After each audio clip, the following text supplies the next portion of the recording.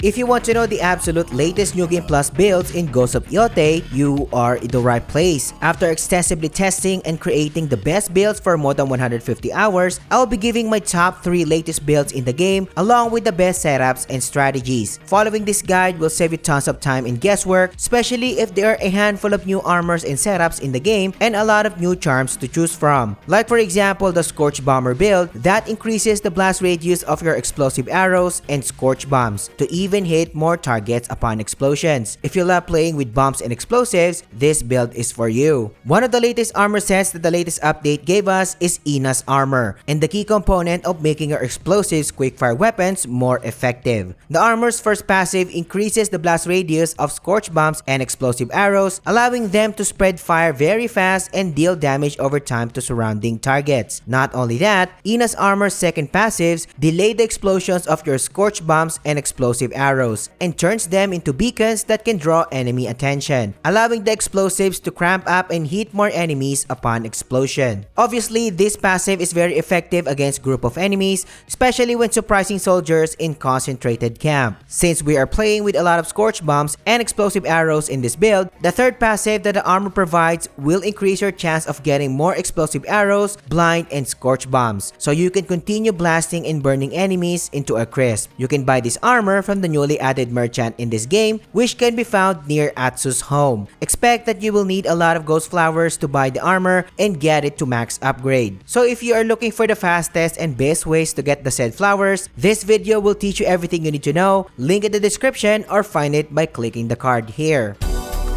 Playing the Scorch Bomber will still require you to use all of your weapons, especially in duels, because there is no way to beat bosses with the use of bombs and explosive arrows continuously, while enemies in regular fights that survives the initial explosions needs to be killed manually. This build revolves around fire damage, so you can use a fully upgraded Hankyu to deal a decent damage to enemies with fire arrows. And of course, the Yumi comes into play, so you can distract or blast enemies with explosive arrows, allowing you to take out multiple targets at once or damage them with ground fire damage over time. While combining bind bombs and scorch bombs is also a good strategy to impair enemies in their place and be open for the full blast. I suggest slotting in the Mother's Charm to increase the damage of your fire arrows, making your Hankyu a viable enemy killer, while increasing the damage of your quickfire weapons should be your priority, so the Charm of the Uncanny Aim is suggested. The Charm of Raining Arrows will disable your manual aiming to do headshots, but it does increase your arrow damage by a moderate amount. This charm is perfect for this build, so you can increase the Hankyu's fire arrow damage while also giving you the freedom to just shoot fire arrows on the get-go while spreading chaos in enemy camps. And of course, the Charm of the Archer's Fortune will do wonders in this build, so you do have a chance to recover fire arrows when killing enemies, while the same thing applies when using the Charm of Generous Opponents, giving you a chance to get more Scorch Bombs and Blind Bombs as drops when killing enemies. If engaging in duels, I highly suggest replacing the Charm of Generous Opponents with the Charm of True Aim. This will allow you to shoot 3 heavy arrows and automatically aim for headshots, so you can quickly damage enemy bosses in duels and deal significant damage. Just in case you don't have all of the charms on this list, I've linked all of the items' location in the description for your convenience. We do have a lot of ways to play this build, and of course, the most obvious one is surprising group of enemies in concentrated camps with a Scorch Bomb. What I usually do is throw at least 2 to 3 Scorch Bombs to cover a lot of ground when drawing enemy attention and expanding the blast to spread fire damage. This strategy also applies to explosive arrows. Just shoot 2 to 3 arrows and wait for them to explode before jumping into action. Then when the explosion hits, you can switch your Hankyu and start sniping targets with fire arrows, or you can just jump in and take out surrounding targets with your main weapons. Soldiers caught in the blast will die faster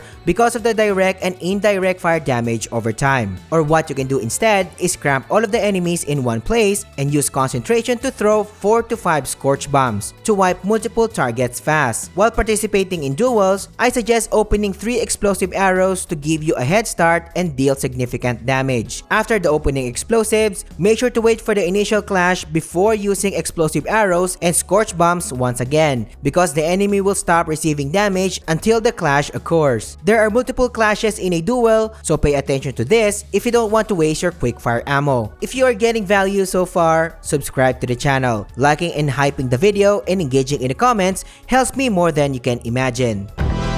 If you want a much better and meta-defining build, the Blood Whisperer is hands down a much stronger build compared to the previous one, a build that can fool enemies while playing the shamisen and perform stealth attacks, or even control up to 4 enemies to fight for you and spread chaos while also giving you the ability to produce an absurd amount of spirit when using quickfire weapons. This build surprises me a lot, so if you are looking for something fresh on the table, this is the build for you. Oyuki's Armor's first passive will convert your Kusarigama's ranged stealth attack into a Kusarigama Confuse ability, allowing you to control enemies and fight for you for a considerable duration. Not only that, this thing lets you control up to 3 enemies, and these controlled allies can deal hard-hitting attacks on enemy targets, taking them out in a few swings, especially if you control an enemy leader or a brute-type enemy to smash their allies. With the right charm setup, not only you can control 3 targets, but 4 in total, which is insane. While the second passive that this armor provides is the banger here. This allows you to generate a moderate amount of spirit by just using quickfire weapons. Let me repeat that for a second. I said using, not killing, with the quickfire weapons. So yes, I see this passive a very strong one since you will be generating spirit like nothing, especially if you are using the right quickfire weapons. Remember that we can throw up to 5 kunais, right? So that means each of these kunais generates spirit for you every time you hit 5 enemies. Not only that, but killing enemies with quickfire weapons also adds spirits. So that explains the enormous spirit generating capabilities of this build. So quickfire weapons such as Scorch Bombs will give you tons of spirit when hitting multiple enemies. And not only that, the big bonus here is the Oni's Flame will grant you spirit gains in every swing. So performing in duels will be so much fun. While Oyuki's Armor's third passive will allow you to infiltrate camps without a hassle when playing the shamisen, since enemies will treat you as their ally. This is by far the easiest and most convenient way to perform stealth strategies in the entire game, allowing you to eliminate the need to hide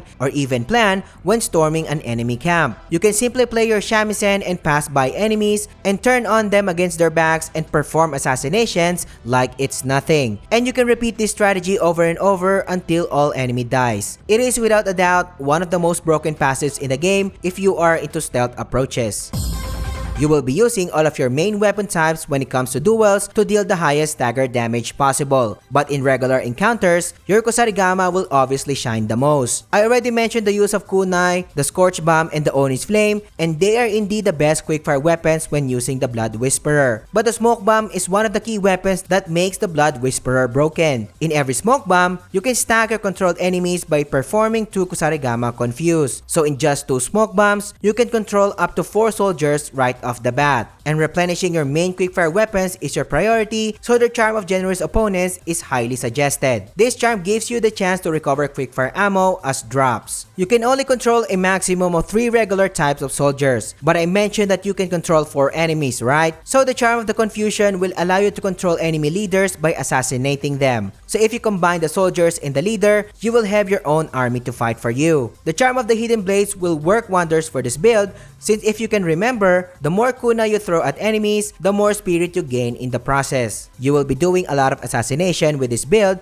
especially when using the Smoke Bomb. So the charm of the Fearful End is highly suggested, giving you a major chance of terrifying surrounding targets. Controlling enemies will cost you 2 spirit charges, but the charm of the Enduring Resolve will give you a chance to refund 1 spirit charge in every Kusarigama Confuse attempt, allowing you to somehow mitigate the spirit losses. And of course, we want to maximize the spirit gain for this build, so the charm of the Unhealthy Resolve will do wonders in this setup. Playing this build is actually pretty easy and fun in almost every aspect. You can easily walk into enemy camps while playing the shamisen and take out your enemies one by one when they turn their backs against you. Another option is getting all of the attention of enemies in a camp and position yourself near the enemy leader. Toss in a Smoke Bomb and confuse assassinate the enemy leader. And then do Kusarigama Confuse on another soldier. Toss in another Smoke Bomb and control 2 more soldiers in the process, giving you 4 allies in total when fighting the mob. If you run out of spirit, you can simply use your kunai to hit multiple enemies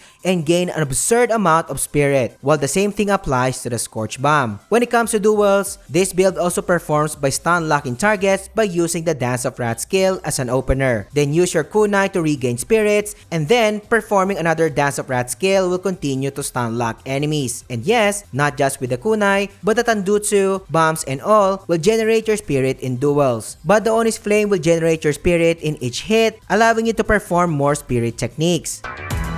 The Blood Whisperer is no doubt a very strong setup, but the Drunken Samurai shines the greatest among the latest builds currently. The Drunken Samurai can clear a group of enemies with hard-hitting unblockable attacks, capable of dealing maximum stagger damage, and even has access to a huge amount of spirit gains because of 6 sake charges. And yes, you heard that right, that's 6 charges in total, which will allow you to spam healing, spirit attacks, and special skills. This build was made possible because of the newly updated Mercenary attire. Its first passive increases the damage of thrown weapons and spirit generation by a major amount, allowing the user to almost one-shot regular enemies with a thrown weapon while also giving them immense spirit gains in every kill. So you will be charging your spirit charges fast. You do have constant access to the Dance of Wrath skill, so you will be disarming targets frequently, giving you the chance to produce thrown weapons. But the greatest passive that the Mercenary armor provides is the ability to produce raw spirit charges by just drinking sake. In the past, this effect only provided a major amount of spirit charges, but the latest update turned the effect into massive gains, allowing you to gain a whopping 3 full charges of spirit in every sake intake. Don't forget that you do have 6 sake charges in this build, so you will have access to a huge amount of spirit gains. The third passive of this armor is also a banger, especially in regular fights, giving you 100% sake drops in every assassination kill you perform. The smoke bomb can easily score chain assassinations, and you will be getting 3 sake in every attempt. That's 3 sake again, just in case you haven't heard that right. You do have 4 smoke bombs in total, so that translates to 12 sake charges, which is totally insane. And if you can remember, 1 sake charge will give you 1 spirit charges in return. When it comes to regular fights, you can pretty much use any weapon you want since all of your melee attack weapons are unblockable. I tend to use my max upgraded Odachi to deal heavy swings on target and take them down easily, while a max upgraded Kusarigama can take down multiple enemies at once,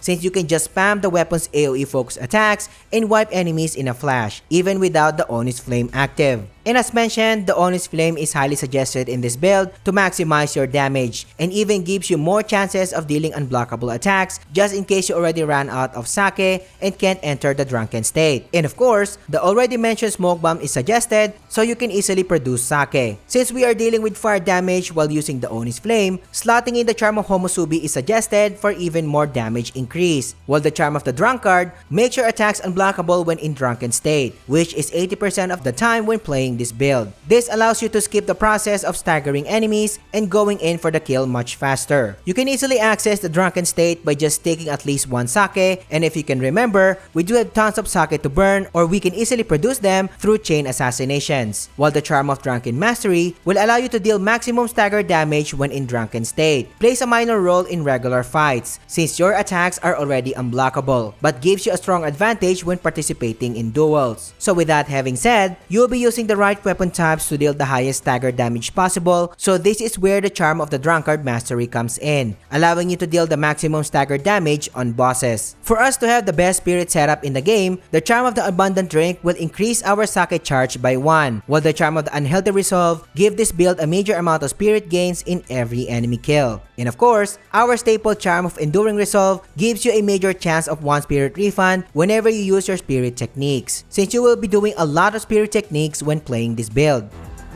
We do have a lot of ways to play this build effectively, but what I usually do in regular fights is start hitting and disarming targets with the Dance of Wrath skill to free up 3 spirit charges and start throwing weapons. Then performing spirit attacks is suggested to use even more spirit charges. Then drinking sake to have access to the drunken state to perform unblockable attacks. Once the drunken state expires, you can easily just drink another sake to return to the said state and enjoy its effects. While it is easy to just produce and drink sake one after another when playing this build, try to manage your sake and maximize each use by only drinking it when it is absolutely needed or when the drunken state already expired, because you need to be in the state always. Poor management of sake often leads to poor spirit generation, and too much sake will blur your visuals horribly and make us vomit and be open for attacks. Once you run out of sake, use your smoke bombs and get your sake back to 6 charges again by just spamming the chain assassinations, allowing you to maintain high spirit generation and its playstyle. Unblockable Kusarigama AoE attacks can take out multiple targets fast as mentioned, while also giving you the chance to produce more sake as regular drops. Just in case you run out of sake completely and can't produce it through assassinations, you can use Oni's Flame to give you more chances of dealing hard-hitting unblockable attacks. When it comes to duels, what I usually do is use the Dance of Wrath skill as an opener to deal a significant damage right off the bat, and then take sake to access my drunken state. During this state, make sure to use the right weapon types to deal the highest staggered damage possible and break bosses' stances easily. You'll be surprised how fast the Odachi can break enemy stances when doing its focus attacks because of its unique stagger passive. But what if you want to know the absolute strongest builds in the game? This video will teach you everything you need to know, and rest assured that they can all perform in New Game Plus. So click on this video and I will catch you on the next one.